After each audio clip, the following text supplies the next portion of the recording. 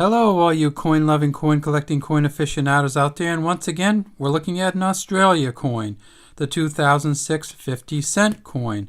And you'll remember the 50-cent coin. I think we've done the 86 and 96, but the difference with this coin, and the reason we wanted to do it, is because it has the fourth portrait of Queen Elizabeth on it, the so-called Ian Rank Broadley portrait, and that's down here. You can actually see his initials, IRB, and if we kind of back out a little bit, you can see that she's wearing the Girls of Great Britain and Ireland tiara, and she is facing to the right.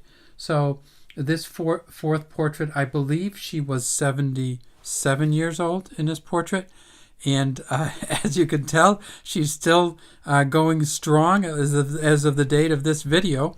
And so here's what it says: Elizabeth II, Australia, 2006, and a funny stylized little 6 down here. See how that 6 is just real stylized? It tips way to the right.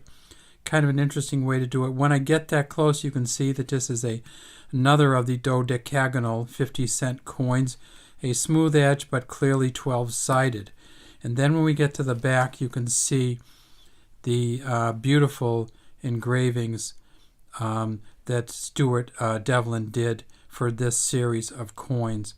And this is the same one that you'll see in the much older coins. This is actually a current coin today, so it's not going to be any big deal for any of you from Australia, but it is kind of a big deal for us from the United States just because it's a beautiful coin.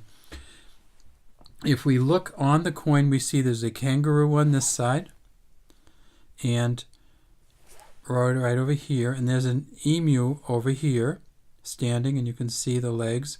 Down at the bottom it says 50. At the top we have the star, and in the middle we have the coat of arms of Australia. And there are 6 different states in Australia, and so there are 6 different sections for this coat of arms, and I'm going to try to say them, and feel free from Australia to tell me if I get it wrong, which I often do.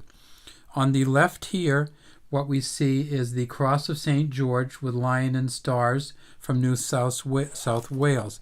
And we can't really see the lion and stars as well as we should. This is a funny kind of light here and a funny kind of coin for showing it. You can see the stars, and you can almost see the lion and the tail up in there. In the center, we see Victoria with the imperial crown, which we can see, and the Southern Cross, which is these stars down here formed in the shape of a cross. On the right, we have Queensland, and this is a kind of a Maltese cross with a crown in the center itself, and that's as good as we're going to get on that. If we go down here to the right, we see perhaps the most recognizable symbol there, and that is the red walking lion from Tasmania. Here we see, well, this one actually shows pretty good too, the black swan from Western Australia, and the Australian piping shrike over here from South Australia. So as we go one more time through: New South Wales, Victoria, Queensland, Tasmania, Western Australia, South Australia.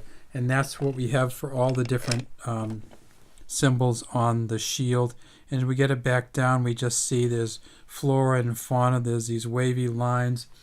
And Stuart Devlin, I think, had a great time designing these.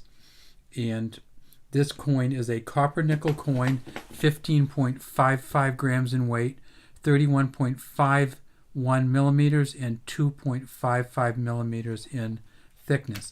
There were a lot of these coins made over the different years. In 1999, they made 20 million. In 2006, they made 59.3 million. If you have one of these coins, it's probably the one we have, the 2006, where they made 59.3 million of these.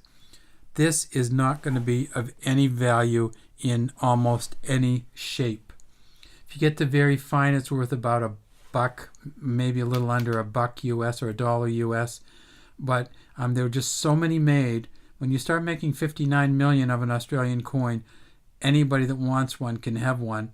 And so if you were trying to sell this, you're not going to make any money for it. You might as well just exchange it for if you're in the U.S., exchange it for the 36 or 40 cents it's worth.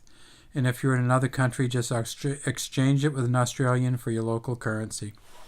That's all we have today from the DC Coin World International Coin Channel. We'd love to have you subscribe to our channel and leave any comments in the comments section if you have them.